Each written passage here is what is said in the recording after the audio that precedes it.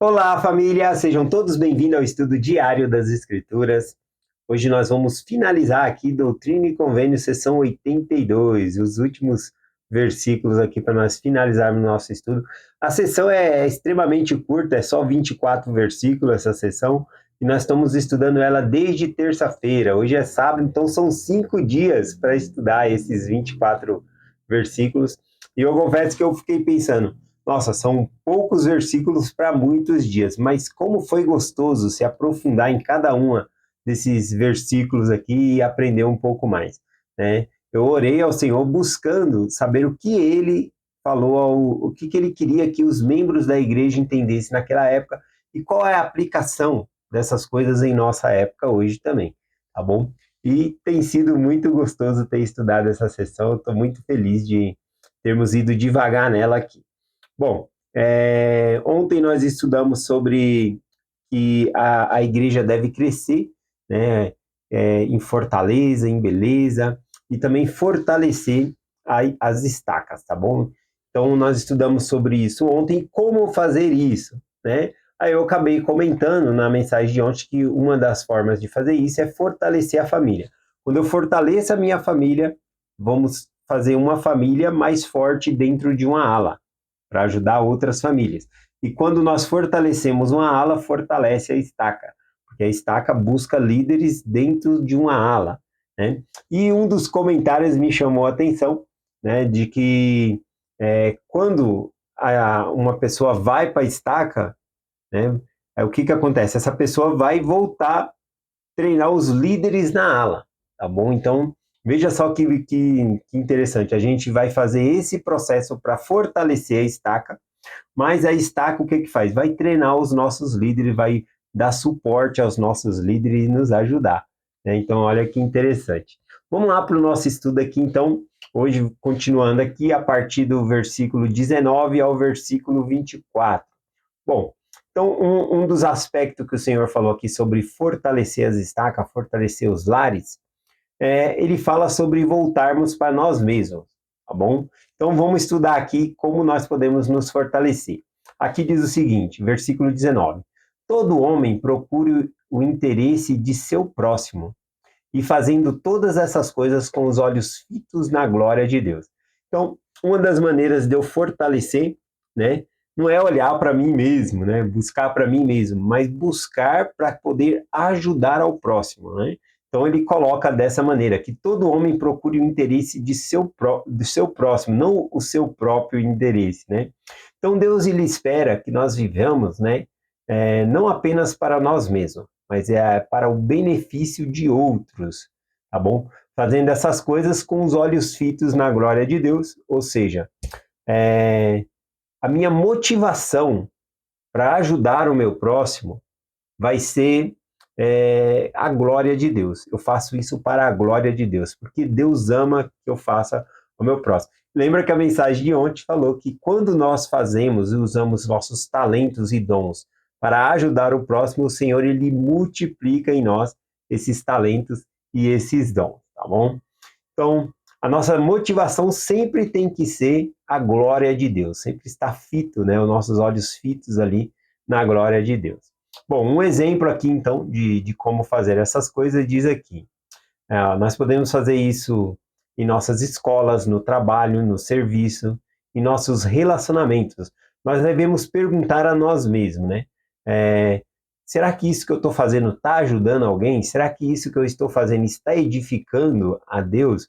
Não edificando a Deus, mas glorificando a Deus? Estou trazendo honra e glória a Deus?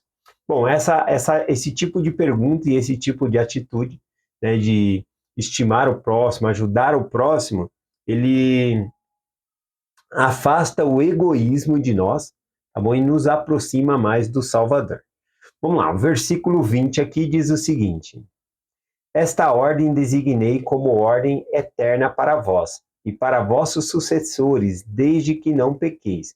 Bom, aqui então o Senhor está falando que essa é uma lei eterna, ou seja, o princípio nunca vai ser invalidado. Sempre vai ser eterna essa lei, de nós ajudarmos uns outros, pensar nas outras pessoas, né? Aqui, também, de acordo com a lei, nos torna responsável de viver essa lei. porque é uma lei eterna, é um princípio, isso nunca vai acabar. Sempre a gente precisa ajudar o próximo ali, e honrar e glorificar a Deus conforme tem sido explicado. Bom, a condição, né, para que nós vivamos essa lei é não quebrar a lei. Como que quebra a lei? Pecando. O pecado, ele nos afasta de Deus, tá bom? Impossibilitando ali que nós possamos estar ligados por meio de guardar esse mandamento. Então, um dos pecados, por exemplo, é o egoísmo. Se eu estou com egoísmo, eu não vou conseguir, então, guardar esses mandamentos de Deus, ajudar ao próximo, porque eu vou estar pensando só em mim, tá bom? Vamos lá. Versículo 21. A alma que pecar contra esse convênio e contra ele endurecer o coração será tratada de acordo com as leis da minha igreja e será entregue às bofetadas de Satanás até o dia da redenção. Então aqui fala que quando alguém ele endurece o coração, né, e quebra esse convênio, ou endurece o coração e não guarda esse convênio, né, de ajudar ao próximo, ele vai sofrer consequências espirituais, tá bom?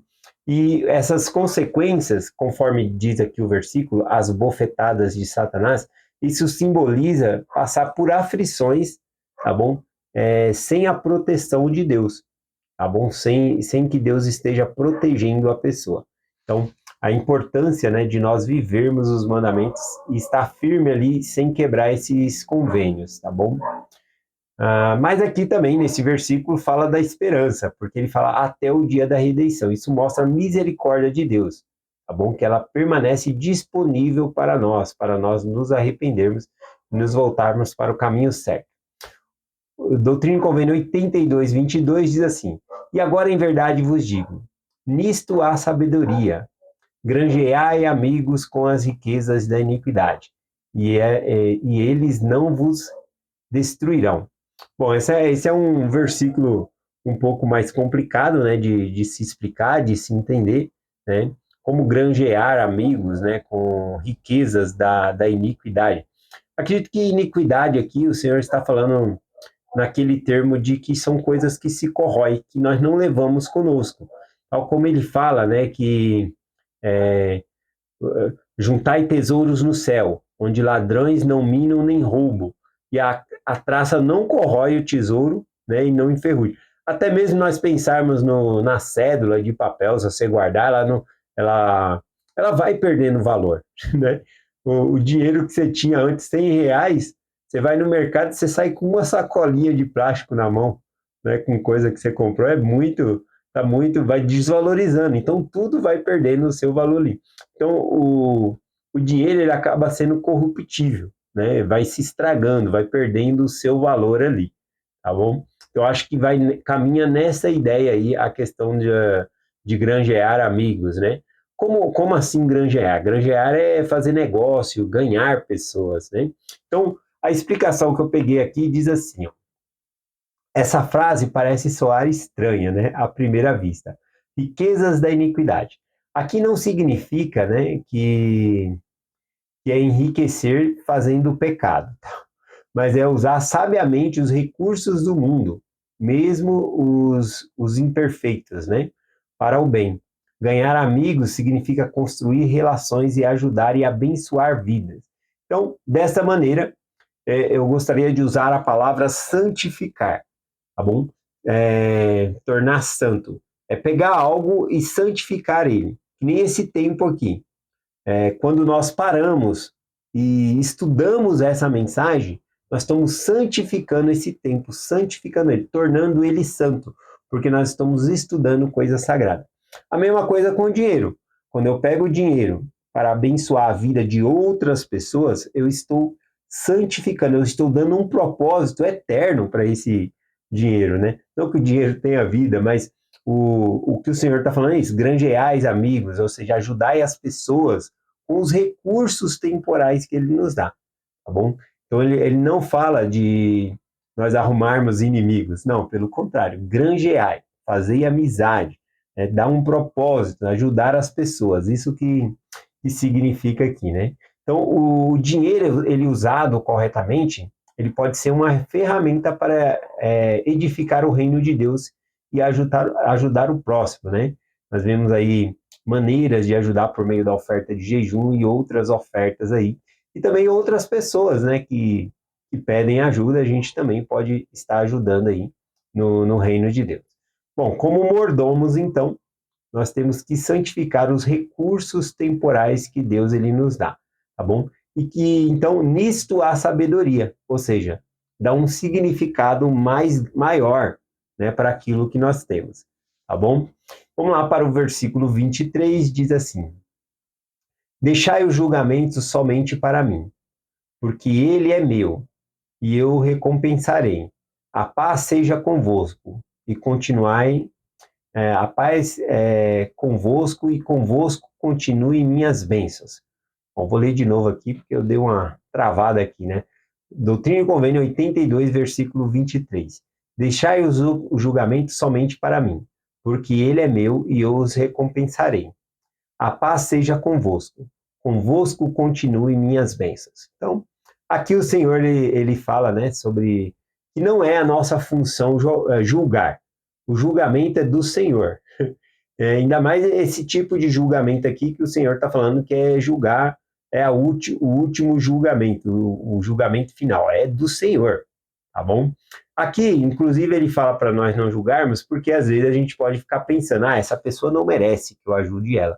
Não, aqui o Senhor fala granjeai, conquistai as pessoas, ajuda as pessoas, abençoa a vida das pessoas, né? É uma maneira de glorificar a Deus, né? Já pensou alguém te faz o mal e te surge a oportunidade de ajudar essa pessoa, de abençoar a vida dessa pessoa, e você vai ficar pensando, não, porque ela me fez mal, isso é vingança, né? Não, então vamos ajudar, vamos glorificar a Deus dessa maneira, ajudando essa pessoa. Então, por isso que o Senhor fala aqui, o julgamento é meu, eu que vou julgar, né? Cada um, aqui ele coloca, cada um vai receber de acordo com a sua recompensa, né? Que cabe ao Senhor aqui, né?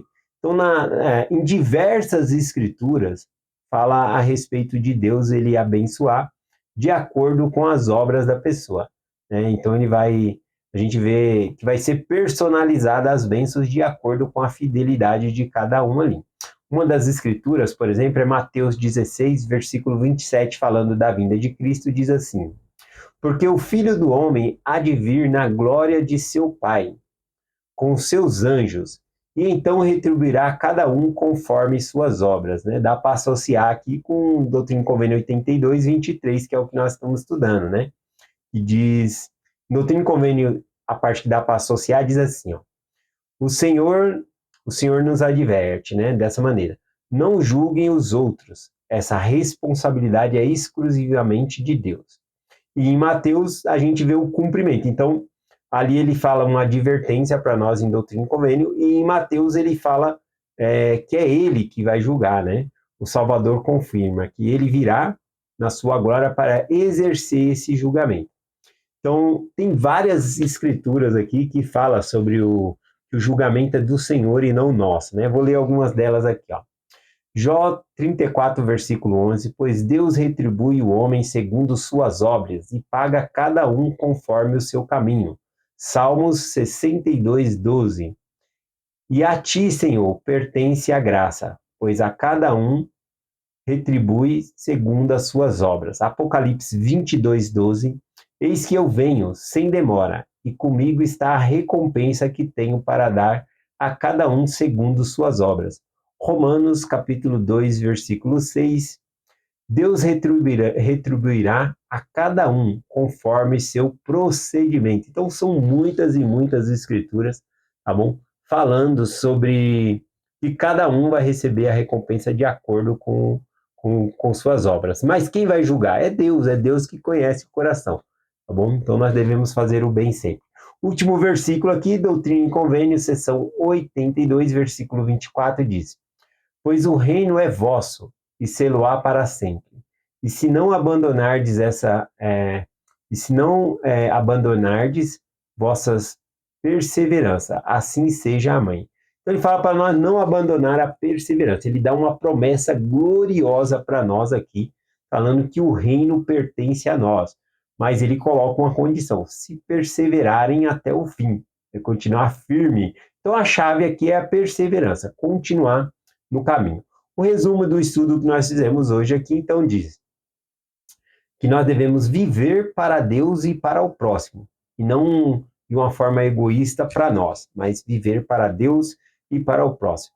Nós devemos nos manter fiel aos convênios, o julgamento também, confiar em Deus e deixar o julgamento na mão do Senhor, tá bom? E usar os nossos recursos com sabedoria para abençoar a vida de outras pessoas e fazer o reino de Deus crescer aqui na terra também. E finaliza aqui falando sobre perseverar até o fim, com fé no caminho do Senhor.